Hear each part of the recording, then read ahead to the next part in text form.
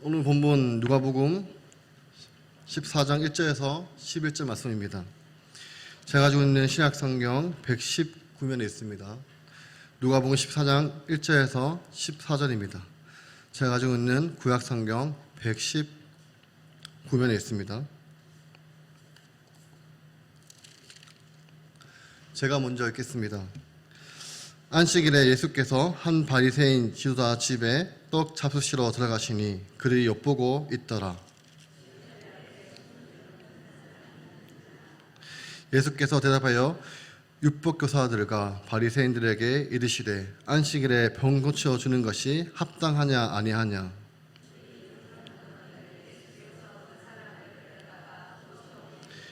또 그들에게 이르시되 너희 중에 누가 그 아들이나 소가 우물에 빠졌으면 안식일에라도 곧 끌어내지 않겠느냐 하시니,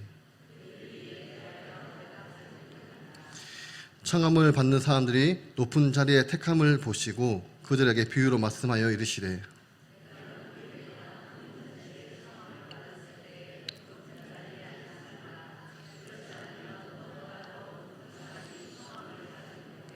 너와 그를 청한 자가 와서 너도 이 사람에게 자리를 내어주라 하니니 그때 네가 부끄러워 끝자리로 가게 되리라.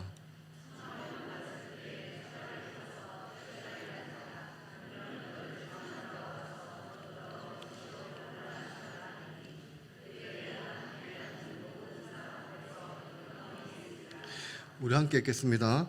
무릇 자기를 높이는 자는 낮아지고 자기를 낮추는 자는 높아지리라. 아멘. 오늘부터 누가복음 14장 말씀을 함께 살펴보게 됩니다. 이제 1절부터 시작해서 24절까지는 식사하는 자리, 잔치쯤입니다. 이제 예수님께서 행하셨던 일들, 그리고 예수님께서 주신 교훈들이 이제 기록을 하고 있습니다. 그래서 1절을 보시면 안식일입니다. 이 안식일에 예수님께서 한 바리새인 지도자 집에 식사를 초대를 받았습니다. 식사를 초대를 받으셔서 이제 식사하기 위해서 그 집에 들어가셨다고 1절은 기록을 하고 있습니다. 옛날 고대 유대인들은 이제 안식일에 우리처럼 주일 오전에 예배를 드리고 나면 한 12시경에 그때가 안식일 만찬이라고 해서 가족들과 같이 모이기도 하고 또 밖에 있는 분들을 초대해서 함께 식사하는 전통이 있었습니다. 그래서 여기에도 한 바리새인 지도자가 예수님을 식사에 초대를 했습니다. 그런데 이 식사 초대가 호의적인 것이 아니었음을 알 수 있는 것이 1절의 마지막 부분에 이렇게 말씀을 하고 있기 때문입니다. 그들이 엿보고 있더라. 이제 그들이 예수님께서 도대체 어떻게 행동을 하나, 또 어떤 말씀을 하시는지 그들이 엿보고 있었다라고 이제 기록을 하고 있습니다. 그리고 2절을 보시면 그 불길한 분위기가 보여주는 것이 예수님께서 식사 초대를 받으셨는데 예수님 앞에 누가 있냐면 수염병 든 한 사람이 있다라고 기록을 하고 있습니다. 여러분, 우리가 식사를 초대할 때 보면 대부분 어떤 분이십니까? 아주 가까운 분들이나 유력한 그런 분들을 초대합니다. 근데 3절을 보시면 여기에 예수님만 계시는 것이 아니고 다른 율법교사들 또 바리새인들이 이 식사 자리에 함께 참여했음을 보여주고 있습니다. 그렇다면 이 자리에 누가 참석하기가 어려운 것이냐면 큰 병이 있는 분들, 또 외적으로 질병이 있는 분들이 이제 바리새인 지도자 집에 지금 있다는 것 자체가 이것은 좀 일반적인 사항이 아니라는 것입니다. 그래서 성경학자들은 아무래도 이 바리새인 지도자가 예수님을 공격에 빠뜨리기 위해서 이런 사항들을 아마 만든 것이라고 아닌가라고 추측을 하고 있습니다. 그리고 여기에 이 수종병이라는 것은 헬라어로 히드로피코스입니다. 그 뜻은 물을 뜻하는 히드로에서 파생된 의학 용어입니다. 신약 성경에서 이 구절에만 사용이 됩니다. 옛날 성경에서는 고참병으로 기록을 하고 있습니다. 그리고 또 부종 등으로 불리는 병이고 율법에서 말하는 유출병에도 포함되는 병입니다. 이 증상은 팔, 다리, 복부 등이 불어올라서 비정상적으로 커져서 장기에도 영향을 줄 수 있습니다. 그래서 이 병의 신체 여러 부위에 물이 고여서 몸이 붓고 살이 석어가는 병입니다. 그렇기 때문에 만성 질병으로 취급하였습니다. 그래서 바리새인들은 전통에 따르면 당장 위급한 병이 아니기 때문에 이 안식일에 치료한 것은 불법이었습니다. 그리고 유대인들은 이 병은 죄로 인함이라고 생각해서 하나님의 저주에 비롯된 것으로 여겼습니다. 그런 수련병 든 사람이 예수님 앞에 있다는 것입니다. 다시 3절을 보시면 예수님께서 질문을 하십니다. 대상은 율법교사와 또 바리새인들이라고 기록을 하고 있습니다.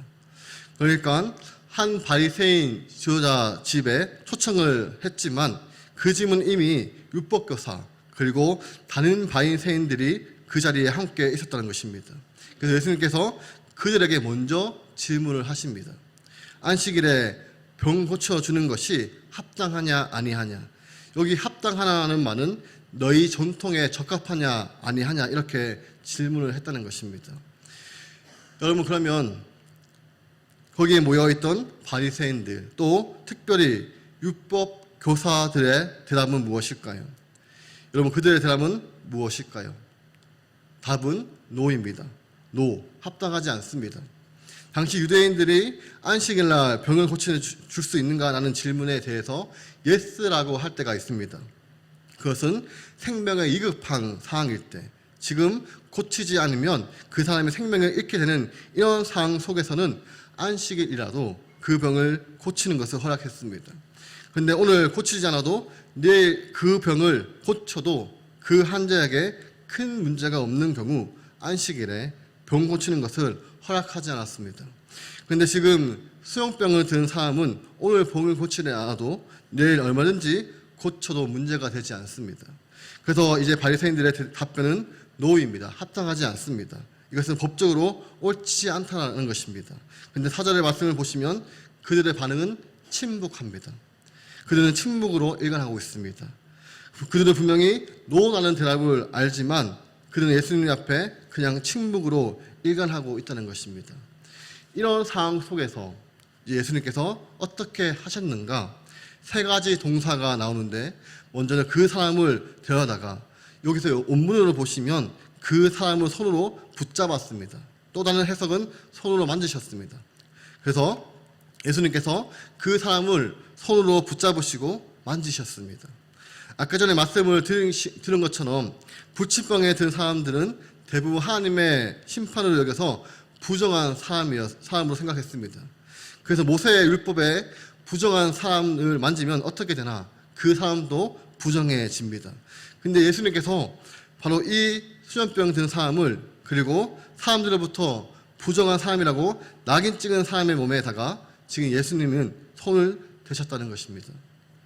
이것은 예수님의 사랑과 긍휼을 나타내는 행동이며 그리고 또 하나 부정한 사람을 만지면 부정하게 되는 것이 아니라 예수님이 만지실 때 반대의 사건이 일어나게 됩니다.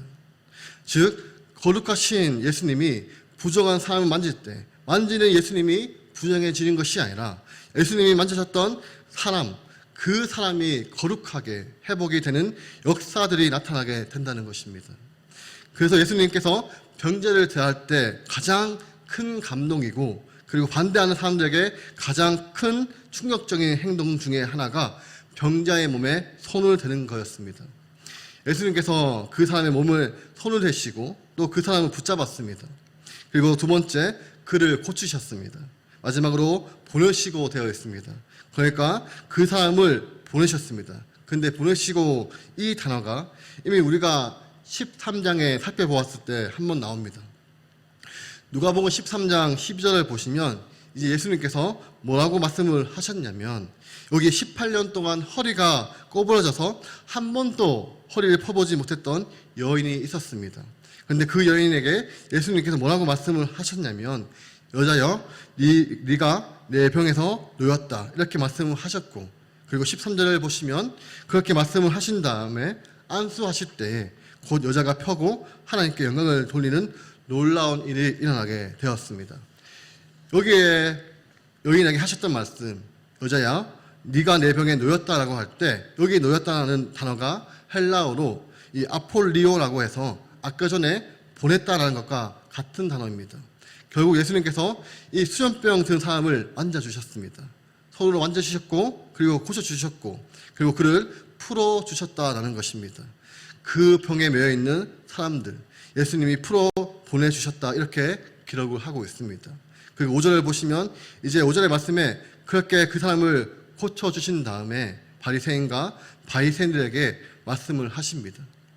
그들에게 이르시되 너희 중에 누가 그 아들이나, 여러분 이 아들이나 여러분 성경에 위에 작은 숫자로 1이라고 되어 있을 것입니다.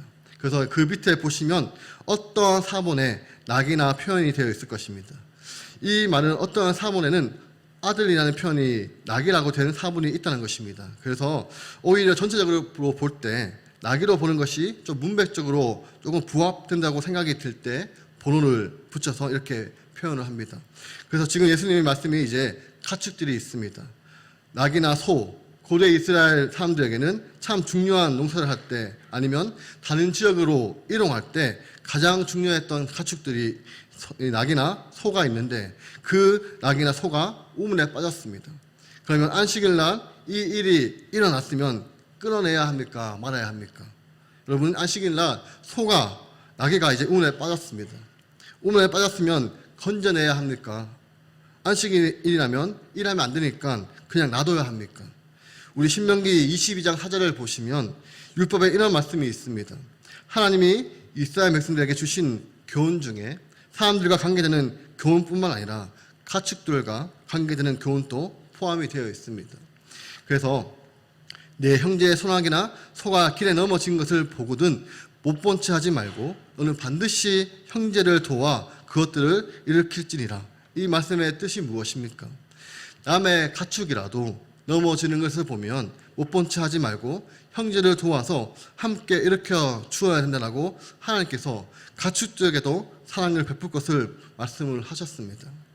이 말씀을 비추어볼 때 안식일날 가축들이 우물에 빠졌다면 건져내는 것이 맞지 아니하냐. 그래서 이것은 당시 랍비들의 일반적인 견해였습니다. 그래서 예수님께서 이 말씀을 인용하시면서 5절을 다시 한번 보시면 예수님께서 질문을 하시는 것입니다. 너희 중에 낙이나 소가 우물에 빠졌으면 안식일이라도 곧 끊어내지 않겠느냐. 이것은 수사 의문문입니다. 이미 답을 알고 있습니다. 지금 강조하기 위해서 질문을 하고 있는 것입니다. 너무 확신한 대답이니까 반드시 안식일날 소와 가축이 우물에 빠지면 끌어내야 되잖아. 그러면서 이 안식일날 수련병으로 빠져있는 사람이 있다면 끌어내는 것이 당연하지 않느냐라고 이제 말씀을 하고 있습니다. 이것은 누가복음 13장의 말씀을 여러분 기억하시나요? 18년 동안 사랑에게 매여있는 아브라함의 딸을 풀어주어야 되지 않느냐 이렇게 예수님께서 말씀을 하셨습니다. 그래서 6절을 보시면 반응이 나옵니다. 반응이 6절에 뭐라고 기록을 하고 있냐면 그들이 이에 대하여 대답하지 못하니라라고 말씀을 하고 있습니다. 여러분 이제 누가복음을 보시면 안식일 날에 병을 고치는 장면이 3번 기록이 되어 있습니다. 그래서 누가복음 6장 6절을 보시면 안식일 날 해당에서 오른손 많은 사람이 있었습니다. 그때도 사람들이 엿보고 있었습니다. 그때 예수님께서 안식일에 선을 행하는 것, 악을 행하는 것, 어느 것이 옳으냐 그러면서 그 사람을 보고 손을 내밀어 그랬을 때 그 오른손이 회복이 되었습니다. 그래서 다른 복음서에서 같은 사건을 보시면 그들이 이제 예수님께 분을 내고 죽이려고 하는 마음을 갖게 됩니다. 그리고 우리가 앞장에서 살펴봤던 13장에서도 이제 18년 동안 허리 한 번도 펴지 못하고 꼬부라져서 있었던 여인에게도 예수님께서 안수하시고 고쳐주시면서 내 병에 놓였다라고 말씀을 하셨습니다. 그리고 분노하고 있는 해당장에게 아니 외양간에 있는 가축들도 불쌍해서 물을 먹이는데 아브라함의 딸을 풀어주는 것이 합당하지 않느냐라고 예수님께서 말씀을 하셨습니다. 여러분 앞에 2번의 말씀을 하셨는데 또 한 장 넘어가니까 오늘 14장에도 또 안식일날 그런데 여기서 하나가 달라지는 것은 무엇이냐면 남자입니다. 남자가 이제 수염병에 걸려서 이렇게 고통을 당하고 있고 사람들은 엿보고 있는데 또 예수님께서 고치시고 이렇게 질문을 하셨습니다. 여러분 중에 이렇게 3번이나 꼭 기록을 하셔야 되나라고 생각을 할 수 있습니다. 그런데 답은 무엇일까요? 답은 그만큼 중요하다는 것입니다, 여러분. 안식일은 어떠한 날이 되어야 되나? 여러분, 이 안식일은 유대인들의 해당을 중심으로 해서 안식일을 지켰습니다. 그러면 안식일은 어떠한 날인가? 유대인들에게는 예배 드리는 날입니다. 하나님께 예배 드리고 일을 내어놓고 하루 동안 하나님께 예배 드리고, 그리고 두 번째, 하나님 말씀을 듣고 배우고 다음 세대에게 말씀을 가르치는 날입니다. 그리고 성도들의 교제하는 날입니다. 지금 안식일 날 식사처럼 집에 초대해서 함께 식사를 나누고 또 쉬는 날, 이 쉬는 날이 바로 안식일이라는 것입니다. 방금 들었던 이 안식일의 풍경하고 우리가 드리고 있는 모습 예배하고 비슷하지 않습니까? 오늘처럼 같이 모여서 하나님께 예배 드리고 그리고 나아가서 말씀을 듣고 배우고 가르치는 일을 하고 있습니다. 그리고 이제 오늘 예배가 마치면 지금은 방학 중이지만 목장 모임이 하시는 목장들도 계실 것이고 이제 성도님이 함께 사랑의 글을 나누게 됩니다. 그리고 서로 사랑으로 섬기고 교제하는 날이고 또 주일날 우리가 보는 풍경입니다. 여러분, 우리의 풍경과 당시 해당으로 중심하는 안식일의 풍경하고 비슷하지 않습니까? 근데 왜 예수님께서 똑같은 안식일날 가르침을 3번이나 주셨을까요? 결국 성경이 우리에게 가르치는 분명한 교훈은 이 안식일은 예배의 날이 되어야 되고 그리고 안식일처럼 말씀을 듣고 배우고 가르치신 날이고 또 사랑의 교제와 섬김의 날이 되어야 되지만 그것 가지고는 안 된다는 것입니다. 거기에 무엇이 반드시 포함이 되어야 되는가? 치유와 회복으로 대표되는 구원의 날이 되어야 된다는 것입니다. 안식일은 예배의 날, 말씀을 배우고 교제와 섬김의 날일 뿐 아니라 안식일은 어떠한 날이 되어야 되는가? 구원의 날이 되어야 된다는 것입니다. 치유와 회복이 날이 되어야 된다는 것입니다. 우리 하나님께서 창세기를 통해서 이 안식일을 우리에게 주신 것은 열심히 6일 동안 일하는 가운데 하나님이 우리에게 주신 온전함과 그 행복이 깨질 수가 있습니다.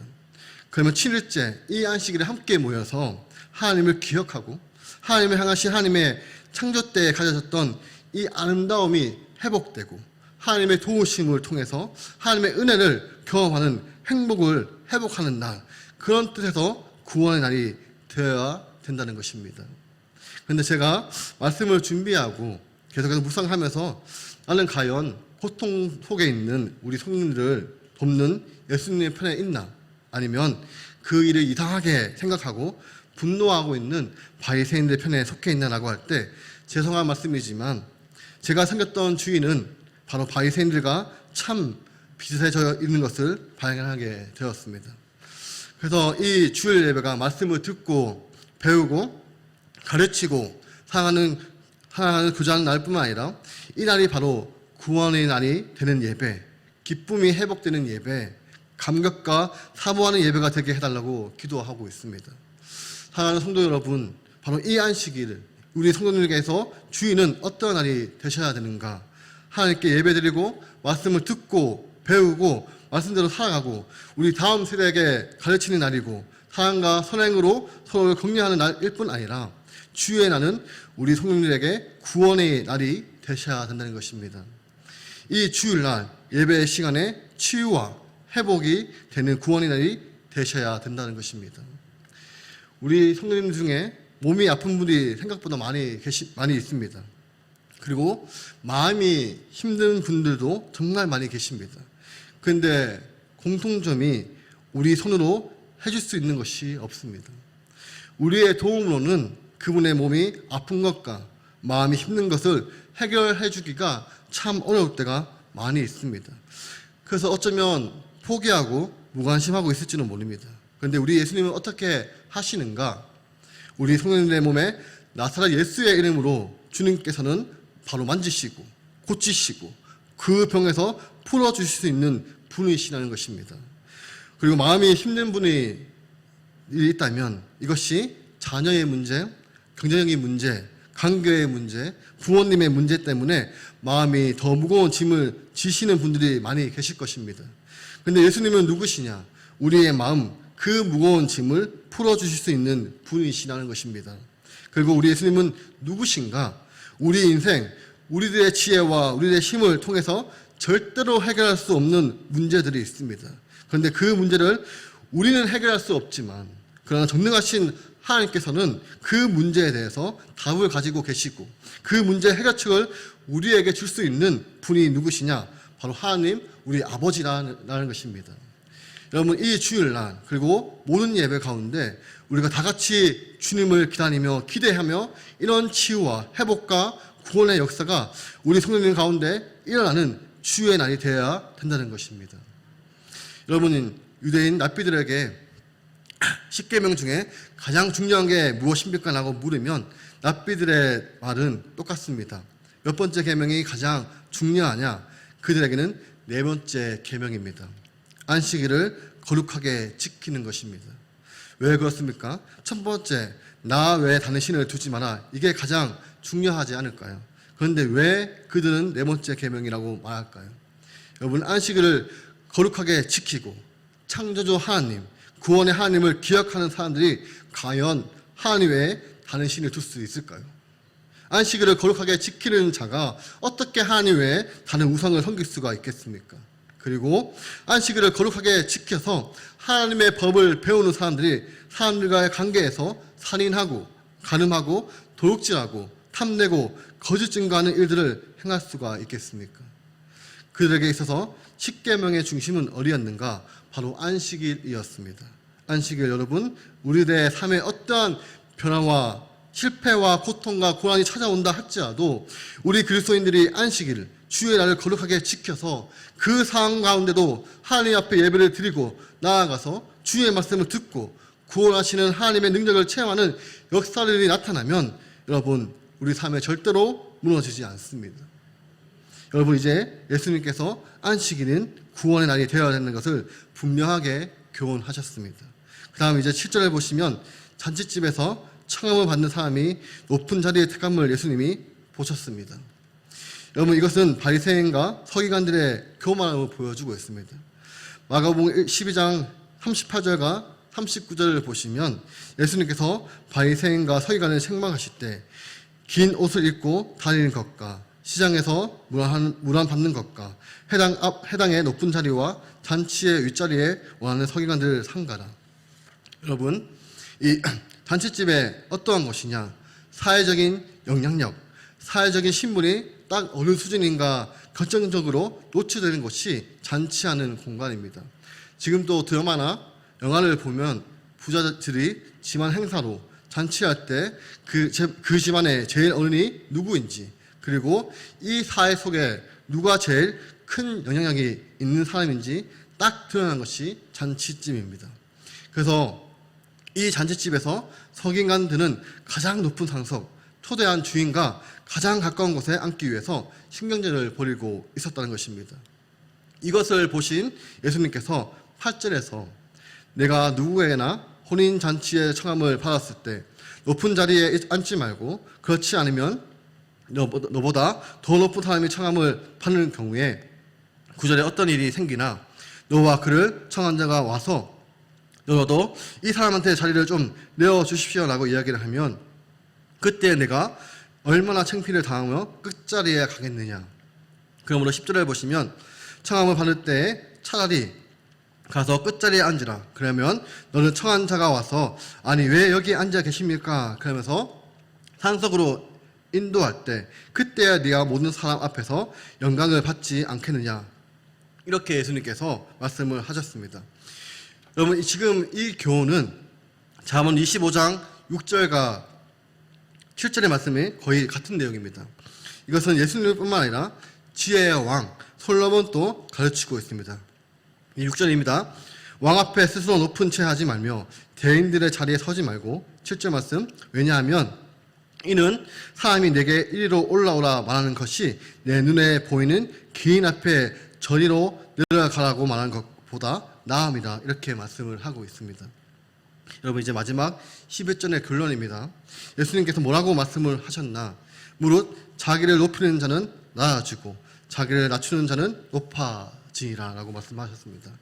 여러분, 예수님 당시 종교 지도자들은 바리새인과 서기관들의 이 치명적인 문제가 무엇입니까? 그들은 자기를 높이는 사람이었습니다. 자기를 높이려고 하는 마음이 잔치집에서 상석을 먼저 차지하려고 하는 신경적으로 나타났습니다. 예수님이 말씀하셨습니다. 그리고 자기를 높이는 자는 낮아지고 자기를 낮추는 자는 높아지리라. 여기서 낮아진다, 높아진다는 것은 수동태인데, 그래서 낮아지게 될 것이다, 높아지게 될 것이다. 수동태이기 때문에 누구에 의해서 그가 낮아지고 그가 높아지게 했습니까? 여기에는 기록이 되어 있지 않습니다만, 그런데 분명한 것은 이것은 하나님에 의해서입니다. 하나님에 의해서 낮아지고 하나님에 의해서 높아지게 될 거라는 것입니다. 여러분, 하나님에 의해서 낮아진 사람이 있습니다. 바로 자기를 높이는 자는 하나님이 낮추어 버리십니다. 그렇지만 하나님이 높이는 사람이 있습니다. 바로 하나님 앞에, 사람 앞에 자기를 낮추는 사람들은 하나님이 높이실 것입니다. 이렇게 예수님께서 교훈을 하셨습니다. 우리가 신앙생활을 하다 보면 상대방은 나에게 대하는 것이 달라지는 것은 없는데, 내가 막 갑자기 짜증이 나고 화가 나면서 왜 나한테 이렇게 대하지? 라고 생각을 한 적이 없으십니까? 그분은 지금 똑같이 대하고 있는데 화가 나 있는 사람은 누구인가? 작년만 해도, 올해만 해도 화가 나지 않았는데 지금 화가 나고 달라진 것은 누구냐? 본인 자신이라는 것입니다. 그러므로 오늘 말씀을 비추어 볼 때 저 사람들이 잘못을 해서가 아니라, 저 사람들이 변화세가 아니라 내가 변했기 때문입니다. 내가 변했기 때문입니다. 내가 마음이 높아졌기 때문에 과거에는 감사함으로 정말 너무나도 기쁘게 그것을 맞이했는데, 어느새 내 마음이 높아졌기 때문에 어떻게 남들은 똑같이 나를 대하는데 나는 화가 나고 마음이 상해져 있다는 것입니다. 그래서 여러분들이 화가 나고 짜증이 나면 자신을 한번 돌아보시기를 바랍니다.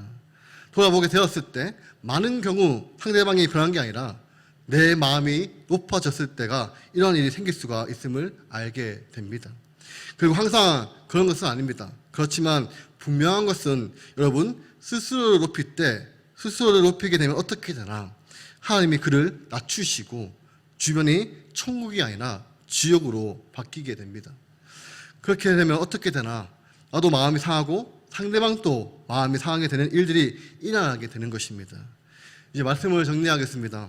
여러분, 천국을 잃어버린 세상에서 어떻게 하면 이 천국 같은 삶을 살 수 있겠습니까? 그것은 주일을 거룩하게 지키셔야 합니다. 여러분, 이것은 주일만이 아니라 모든 예배도 거룩하게 지키셔야 합니다. 그래서 거룩하게 지키면서 어떠한 상황 속에서도 창조주 하나님을, 구원자 하나님을 예배하고 여러분의 생각 대신 하나님의 말씀을 듣고 우리의 능력이 아니라 하나님의 능력을 의지해서 주일과 모든 예배가 회복과 치유와 구원의 날이 될 때 우리의 삶은 천국 같은 삶이 되는 것입니다. 또 하나, 여러분, 우리가 우리 자신을 높이지 않고 하나님과 사람들 앞에 예수님처럼 자기를 낮추어서 하나님이 높이는 삶이 되면 어떻게 되나? 항상 천국 같은 삶이 될 수가 있습니다. 이런 은혜가 저와 우리 성도의 삶에 넘치기를 주님의 이름으로 축원합니다. 기도하겠습니다. 하나님, 주의 날, 주일날, 그리고 모든 예배가 우리에게 구원의 날이 되게 하여 주옵소서. 하나님, 우리 성도님 중에 몸이 아프기도 하고 마음이 힘든 분이 있습니다. 어떻게 살아야 할지 길이 보이지 않을 때가 있습니다. 하나님, 우리에게 찾아오셔서 주님의 사랑과 능력과 지혜로 우리의 몸을 고쳐주시고 우리의 마음을 새롭게 해주셔서 길을 보이지 않는 곳에 길을 열어주셨고 구원의 날이 되게 하여 주셔서 우리도 예수님처럼 항상 자신을 낮추는 자가 되어서 하나님을 높이셔서 이 땅에서 천국의 삶을 살 수 있도록 도와주시옵소서. 이제 남은 청년부 수련회가 오늘부터 시작되었습니다. 하나님께서 은혜 가운데 무사히 마치게 해주시고 그들의 삶에도 오늘 말씀처럼 주일날 모든 예배 날이 구원의 날이 되게 하여 주옵소서. 감사드리며 예수님의 이름으로 기도드립니다. 아멘. 이제는 주 예수 그리스도의 은혜와 하나님의 사랑하심과 성령의 교통하심이 모든 예배가 치유와 회복과 구원의 날을 경험하고 항상 하나님 앞에 자신을 낮추고 주님의 뜻에 순종하여 하나님이 높이는 복된 인생 충고의 삶을 살아가는 우리 구민동물교회 성도 위에 영원토록 함께 있을지어다. 아멘.